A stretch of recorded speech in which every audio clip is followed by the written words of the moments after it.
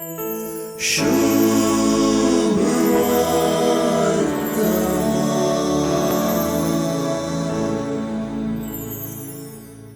हांव सुवार्थेकार रोवंत काडूनच वेता गाय परी म्हणजे आजय तो काल सांगलेंच सांगता.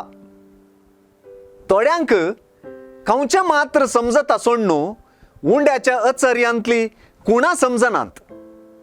जेजू कांड म्हणून समजना, जेजू जिविताचो उंडो म्हणून समजना, जेजूक खंयचें म्हळ्यार कितें म्हणून समजना.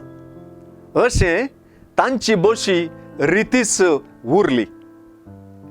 जेजू जिविताचो उंडो म्हळ्यार जिणयेंत जेजूची अनिवार्यताय आनी जेजू तूं म्हाका जाय म्हणलो काळजा गुंडायेचो मनोभाव.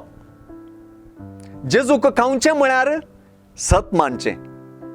ताचेर सतमानलेल्या वरवीं आमकां सासणीक जिवीत मेळटा. सतमानचीच भोववर्ती देवाक मेच्चोवची करणी. हें सर्व आमी नियाळ्ळां आनी आमकां समजलां. जू हांव न्हू आमकां हें स्पश्ट केलां. पूण जू देव मात्र ताणें आमकां आपलें मांस खावंक दिवचें जाल्यार कशें म्हूण सवाल करतात. ह्या सवालांत जेजूचें मांस खावंक तांकां मोन आसा म्हणून न्हय, बगार मोन ना म्हूण कळटा.